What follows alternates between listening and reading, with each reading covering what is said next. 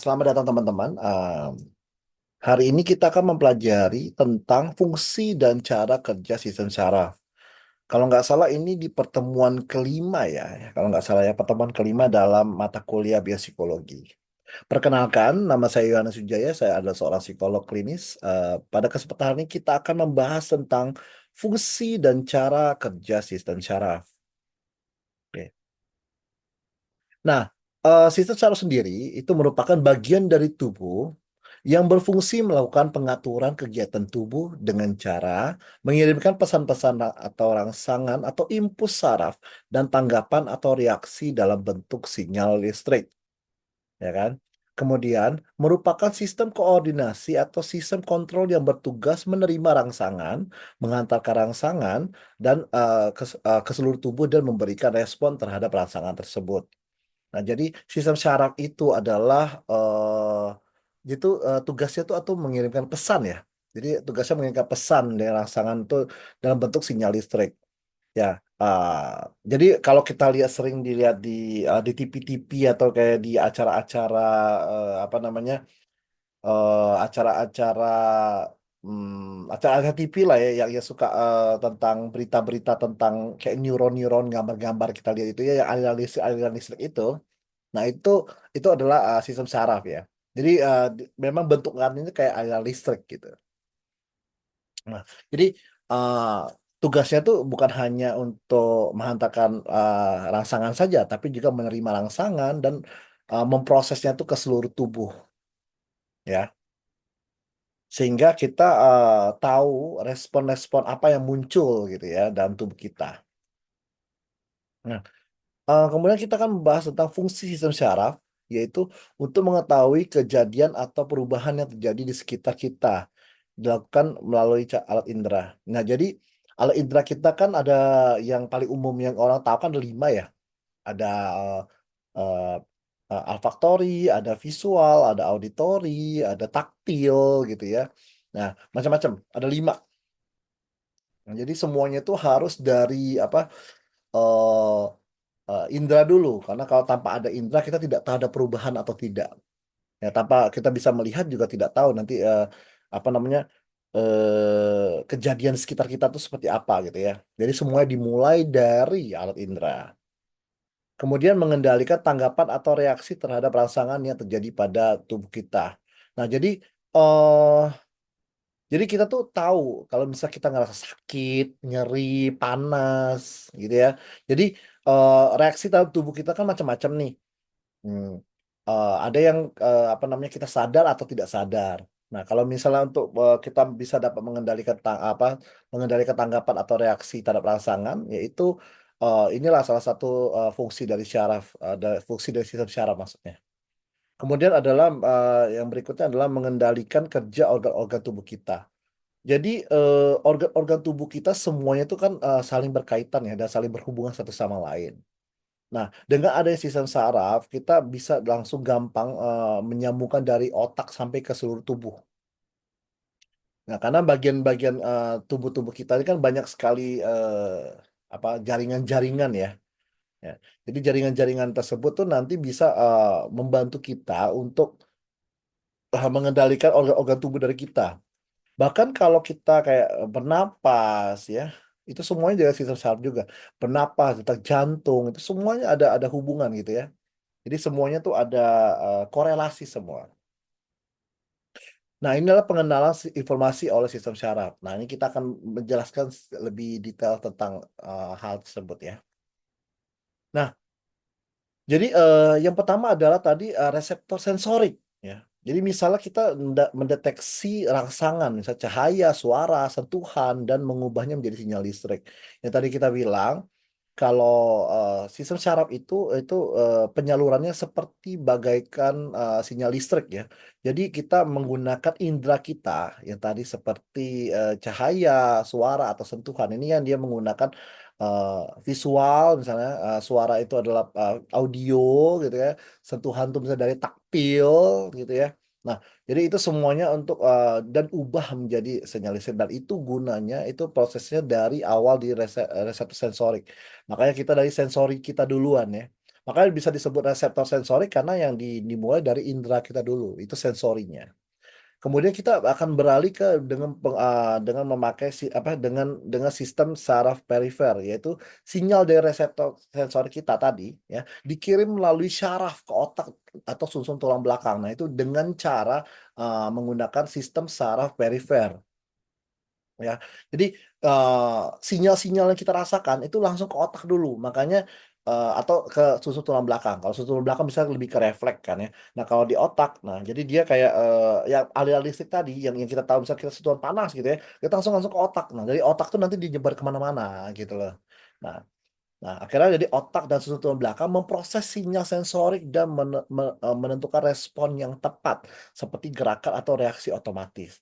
Nah, kalau susun tulang belakang itu reaksi otomatisnya kayak refleks. Bisa kalau udah tahu, udah kita nyentuh panas, au gitu, kita langsung refleks tangan kita ke atas gitu ya, secara otomatis. Nah, itu juga dari otak apa dari sistem dari susun tulang belakang juga itu karena dia menggerakkan refleks. Nah, otak kita juga tahu. Jadi kita tahu oh ini panas ya. Itu dari otak kita. Itu tahu itu panas gitu. Kita memproses oh itu panas sebenarnya gitu loh. Nah, jadi apa namanya proses dari sistem sensorik tadi itu disalurkan oleh sistem saraf perifer ke otak dan sumsum tulang belakang. Nah, kemudian saraf motorik ya. Sinyal dari otak atau sumsum tulang belakang dikirim melalui saraf motorik ke bagian tubuh yang akan bereaksi. Sehingga kita tahu nih bagian mana yang akan bereaksi. Contoh, tadi kan kita kena panas ya. Ya, kena panas itu reaksinya tangan. Ya, tangan kita yang bergerak. Nah, itu motoriknya. Karena kita tahu itu panas gitu, ngapain disentuh gitu. Udah tahu jadi kita pikirnya gini, panas, refleks, nah tangan yang bergerak gitu. Nah, kemudian tuh responnya tuh adalah ke efektor, yaitu otot atau kelenjar menanggapi sinyal dengan menghasilkan gerakan atau sekresi zat, misalnya hormon. Proses ini memungkinkan tubuh respon rangsangan dengan cepat dan tepat. Jadi, eh, ini adalah bagian akhirnya ya, menghasilkan gerakan atau sekresi zat ya. Ada yang kayak misal tiba-tiba keringetan. Nah, kalau ada keringetan itu kan menghasilkan zat juga ya. Nah, jadi kita keringetan, kita tiba-tiba refleks gitu ya. Makanya apa namanya? Kalau misal dia ini dalam prosesnya tuh cepat, nggak yang dalam proses yang lama seperti itu. Nah, ini kita akan membahas tentang penyusunan dari sistem syaraf ya. Kita akan membahas tentang sel saraf dari neuron dan juga ada sel pendukung atau glianya. Nah, kalau sel saraf neuron yaitu adalah unit dasar dari sistem saraf yang bertanggung jawab atas transmisi informasi melalui impuls listrik dan sinyal kimiawi. Ya, setiap neuron terdiri dari beberapa bagian utama. Jadi, ada yang tadi, ini kan yang bertanggung jawab atas transmisi informasinya ya melalui impuls listrik ya. Nah, yang pertama adalah badan sel atau soma. Ya, ini adalah pusat metabolik neuron yang mengandung inti sel. Soma juga berfungsi sebagai tempat untuk sintesis protein yang diperlukan untuk menjaga fungsi neuron. Kemudian ada lagi namanya dendrit. Nah, dendrit itu struktur bercabang yang menerima sinyal dari neuron lain atau dari rangsangan eksternal ya seperti misalnya sensasi sensorik. Sinyal ini kemudian diteruskan ke badan sel lagi. Nah, kemudian akson, ya, ada istilah akson, yaitu proses panjang yang bertanggung jawab untuk menghantarkan impuls listrik dan badan sel menuju ke neuron lain atau sel target, seperti otot, kelenjar, gitu ya. Terus akson sering dilapisi oleh mielin ya, yang mempercepat transmisi sinyal. Nah, kemudian ada terminal akson, yaitu bagian ujung dari akson yang melepaskan neurotransmitter untuk mengirimkan sinyal ke neuron lain di sinapsis. Nah, kemudian kita akan lihat dari fungsi neuronnya sendiri ya, yaitu mengirimkan sinyal listrik atau impuls syaraf ke seluruh tubuh. Kemudian mengatur komunikasi antara neuron dan sel lain. Lalu bertanggung jawab atas persepsi sensorik, gerakan motorik, proses kognitif, dan respon tubuh terhadap lingkungannya. Nah, jadi dia yang bertanggung jawab. Dia neuron ini yang bertanggung jawabnya. Dia punya kontrol gitu ya. Nah, kemudian kita akan bahas ke sel pendukungnya, ya, atau sel glia ya. Ya, dikenal sebagai sel pendukung berfungsi untuk mendukung dan melindungi neuron. Ya, tugas mereka sebenarnya bukan menghantarkan impuls listrik, tapi memiliki peran vital dalam menjaga lingkungan mikro atau mikroneuron yang memastikan fungsi neuron yang sehat. Ya, jadi dia tuh menjaga supaya neuron itu tetap sehat. Tujuannya memang tidak menghantarkan impuls listrik. Jadi beda ya sama yang tadi sel neuron yang memang tugasnya menghantarkan listrik. Karena ini kan dia lebih ke pendukung. Ya, tapi ini dia memegang peran yang penting. Nah, ada istilah artrosit ya. Jadi sel pendukung ini membentuk bintang yang berfungsi untuk memberikan dukungan struktural dan metabolik bagi neuron. Ya, artrosit juga membantu menjaga menghalang darah otak atau blood-brain barrier dan mengatur aliran nutrisi ke neuron. Nah, kemudian ada oligodendrosit, yaitu sel pendukung ini di sistem saraf pusat yang dalamnya itu ada otak dan susu tulang belakang yang menghasilkan mielin, lapisan isolasi yang melapisi akson neuron yang mempercepat transmisi impuls dari sarafnya. Kemudian ada sel Schwann, yaitu mirip dengan oligodendrosit ya, tetapi ditemukan di sistem saraf tepi. Sel Schwann juga memproduksi mielin untuk akson di luar otak dan sumsum tulang belakang. Ya, ada juga istilah mikroglia, yaitu berfungsi sebagai sel imun ya di dalam sistem saraf pusat. Mikroglia bertindak sebagai pembersihnya, ya, menghilangkan sisa-sisa seluler, patogen, atau sel yang rusak melalui proses fagositosis. Kemudian ada istilah sel ependimal gitu ya. Sel-sel ini melapisi ventrikel otak dan kanal sentral sumsum tulang belakang. Mereka terlibat dalam produksi dan sirkulasi cairan atau cerebrospinal. Ya, atau sering disebut sebagai CSF. Nah, jadi untuk fungsi sel pendukung itu sendiri yaitu memberikan dukungan fisik dan nutrisi bagi neuron. Kemudian membantu dalam membentukkan mielin untuk mempercepat penghantaran sinyal saraf. Kemudian juga melindungi sistem saraf dari infeksi dan cedera melalui fungsi imun. Dan yang terakhir itu memelihara keseimbangan ion dan zat kimia di sekitar neuron untuk mendukung transmisi sinyal yang optimal. Nah, jadi di sini juga ada perjalanan rangsangan atau impuls syaraf. Jadi impuls syaraf adalah pesan saraf yang dialirkan sepanjang akson dalam bentuk gelombang listrik. Impuls berjalan dalam satu neuron ke neuron lain melalui sinapsis. Jadi ini adalah perjalanan rangsangan atau dari impuls sarafnya itu ya. Nah, kemudian kalau kita lihat lebih dalam tuh ada namanya proses jalur impuls atau syaraf dengan tiga cara ini ya. Yang pertama adalah polarisasi, depolarisasi, dan repolarisasi. Kita kan bahas satu-satu ya. Untuk polarisasi sendiri itu muncul ketika neuron istirahat ya. Muatan listrik di luar neuron yang bermuatan listrik positif atau yang kita sebut itu Na plus ya. Ya. Sedangkan muatan listrik di dalam neuron bermuatan negatif itu K minus, itu sebutannya ya. Itu bisa dilihat gambarnya ya. Ya, apabila ada rangsangan maka bagian tubuh akan mengenalinya. Itu yang kita sebut reseptor ya. Dan kemudian menimbulkan impuls saraf. Nah, kemudian kita kan bahas juga tentang depolarisasi ya. Itu adalah impuls saraf ketika terjadi karena terjadinya perubahan dari keadaan polarisasi yang menjadi depolarisasi, yaitu ketika muatan listrik di luar neuron bermuatan negatif dan muatan negatif di dalam neuron bermuatan positif. Nah, kemudian proses depolarisasi ini berlangsung cepat dan sepanjang neuron. Impuls juga bisa mencapai kecepatan 1/1000 detik gitu ya. Jadi lumayan cepat gitu ya. Nah, ini adalah contohnya, itu bisa dilihat di gambarnya yang di sebelah kanan. Ini adalah repolarisasi, yaitu adalah setelah impuls berlalu, ya, neuron kembali ke keadaan semula. Ya, atau kita sebutnya repolarisasi lah ya.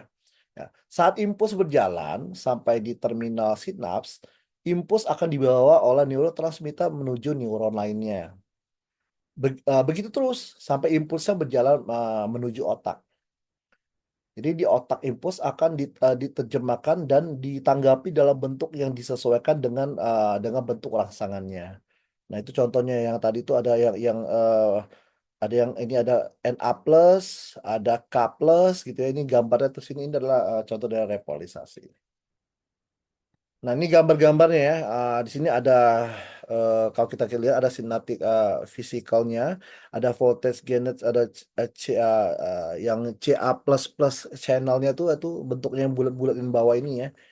Yang yang warna merah itu kalau nggak salah ya. Nah, kemudian di bawahnya tuh ada positnatic density, kemudian ada neurotransmitter reuptake pump juga. Kemudian ada neurotransmitter reseptor. Nah, itu semuanya yang tadi yang sampai ke neurotransmitter reuptake pump itu masuk ke akson terminal. Nah, sedangkan untuk masuk ke apa namanya yang neurotransmitter reseptor itu masuknya ke sinapsis cleft gitu ya. Kemudian yang bagian bawah ini, nah itu masuknya ke dendritic spine. Nah, untuk kita akan lihat juga fungsi sistem saraf ya. Fungsi sistem saraf sendiri yaitu adalah memelihara fungsi tubuh.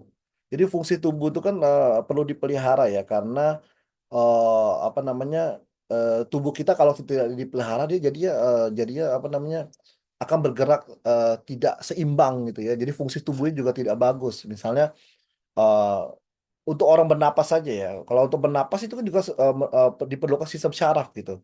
Jadi biar teratur penapasannya. Detak jantung juga sama. Jadi kalau misalnya kita apa namanya fungsi jantungnya tuh aneh ya itu ya tidak bagus ya itu biasanya ada masalah juga di fungsi sistem sarafnya. Jadi itu sangat berpengaruh. Jadi kalau misalnya kita lihat orang-orang yang sakit gitu ya udah sakit kayak merasa jantungnya sakit atau penapasannya susah itu biasanya juga ada masalah di sistem sarafnya makanya dia memelihara fungsi tubuh ya kemudian itu mengatur kegiatan di dalam tubuh nah kalau mengatur kegiatan itu kan macam-macam ya ada yang sadar ataupun tidak sadar ya kalau dalam tubuh biasanya ya kayak peredaran darahnya gitu kayak tadi ya detak jantungnya gitu kan nah itu kan kegiatannya dalam tubuh gitu ya. Jadi diatur gitu supaya ya kita bisa bergerak secara normal gitu ya nah seperti itu. Jadi itu salah satu fungsi sistem sarafnya. Kemudian menerima rangsangan eksternal dan internal. Jadi sebelum kita mau ketemu, sebelum kita mengolah sampai ke aliran listrik, sampai mengalirkan ke aliran sampai kita bergerak gitu ya, itu semuanya itu dimulai dari sensorik gitu ya. Nah, entah itu dari internal atau eksternal gitu ya. Nah, misalnya kayak kita merasa panas gitu ya tadi ya atau kita merasa sakit kalau kita dicubit ya sakit gitu ya. Jadi kalau kita dicubit taktil kita langsung kena oh kita kita sakitnya dicubit gitu. Nah, otak kita langsung berpikir oh itu rasa sakit gitu, rasa nyeri kita dicubit ya kemudian kita bisa kalau misalnya dia apa namanya merespon bisa dengan misalnya dia sampai ke otak dulu kayak ngerasa oh eh, nyeri nih sakit sakit nih saya dicubit gitu ya bukti saya nanti dia pakai dengan sumsum tulang belakang dia jadi apa namanya refleks gitu ya jadi kayak oh dia langsung menghindar nah gitu nah itu semuanya kan dimulai dari sensori semua kemudian mengolah rangsangan yang diterima. Ya, jadi kalau rangsangan itu memang harus diolah dulu karena jadinya tuh tidak berfungsi kalau memang tidak diolah. Nah, diolah tuh yang tadi ya. Jadi sisa syaraf itu bisa dari sensorinya terus tiba-tiba langsung ke perifernya gitu kan ya. Nyambung ke perifernya tuh langsung nyambung ke otak kita supaya kita langsung mengolah informasi itu apa. Ya, bisa jadi dia masuk juga ke sumsum tulang belakang, apakah itu dalam berupa refleks atau berupa dalam gerakan. Nah, setelah dari itu baru diolah, kemudian baru kayak tindakan apa yang muncul gitu ya, yang dari otot-otot gitu ya. Makanya itu sistem sarafnya muncul seperti itu. Kemudian respons saraf yang diterima, merespon rangsangan yang diterima. Jadi ketika rangsangan kita udah tahu, kita tahu rangsangannya seperti apa ya kita terima. Kita kita dapat tubuh kita tuh memiliki kemampuan untuk menerima respon ya, terutama rangsangan apapun yang kita dapat di sensori kita. Nah itu makanya gunanya fungsi sistem saraf. Kemudian tadi kan kita udah agak bahas juga ya, mungkin kita akan bahas lebih detail lagi ya tentang komponen rangsangan dan respons saraf. Nah, di sini ada reseptor, yaitu penerima rangsangan merupakan sel yang bereaksi terhadap segala rangsangan eksternal dan internal yang tadi ya. Kemudian mengubahnya jadi impuls saraf pada tubuh reseptornya. Nah, contoh yang biasanya kita eh, sering yang kita mudah pahami ya itu adalah dengan penggunaan panca indera. Panca indera kita tahu ya, yang secara umum itu ada 5, ya tergantung teorinya juga ya. Tapi ada yang ngomong ada yang 7 gitu ya. Tapi ada yang ngomong 5 gitu ya. Tapi ya biasa kita pakai mungkin 5 ya. Nah, jadi itu adalah dari komponen dari respon respon saraf juga ya. Itu yang pertama, yang itu ada reseptor. Kemudian ada konduktornya, yaitu komponen yang menerima atau mengolah dan menyampaikan hasil pengolahan rangsangan kepada efektor. Jadi efektor itu kan yang dia yang kayak ototnya langsung ya, kita perilakunya munculnya apa gitu ya. Cuma konduktor ini dia menerima dulu terus dia olah ya. Jadi dia apa namanya menyampaikan hasilnya gitu ya. Hmm. Jadi dia kayak orang administrasi disimpan gitu ya. Dan itu dia menyampaikan hasilnya seperti itu gitu. Nah, kemudian efektor yaitu komponen yang bertugas untuk memberikan reaksi terhadap rangsangan yang diterima tubuh. Pada tubuh ya efektornya adalah otot dan kelenjar ya. Jadi ya eh ya itu efektor ya begitu ya dalam apa namanya? Dia tuh menunjukkan reaksi ya. Reaksi itu biasanya yang akan dimunculkan di otot atau kelenjar kita. Oke, nah jadi ini kata-kata yang lumayan bagus ya. Jadi the function of the nervous system, like the function of any circuit, depend on how signal travel through it. Jadi kalau misalnya kita lihat eh kayak sirkuit ya, kayak sirkuit kayak HP atau sirkuit elektron-elektron itu kan dia ada apa namanya jalur-jalurnya sendiri gitu ya. Nah, jadi kalau misalnya jalurnya tuh udah bagus dan jalurnya memang sesuai dengan semestinya dan perkembangannya udah bagus, karena kan kalau sistem sistem saraf itu kan tergantung dari ini kita apa namanya tergantung dari perkembangannya gitu loh. Nah, jadi tadi sebelumnya kita juga ada membahas ya tentang perkembangan dari sistem saraf juga. Kayaknya perkembangannya tuh kita akan bahas untuk pertemuan berikutnya ya. Cuman ya nanti eh, ada yang memang dari sebelum kita lahir gitu ya. Nanti ada kayak dari zigot gitu ya. Kemudian nanti dia berkembang bagaimana otak tuh akan berkembang sampai yang otak sistem sarafnya sampai ke dewasa. Oke. Em, oke, demikianlah pemaparan saya pada kesempatan hari ini. Semangat terus belajar.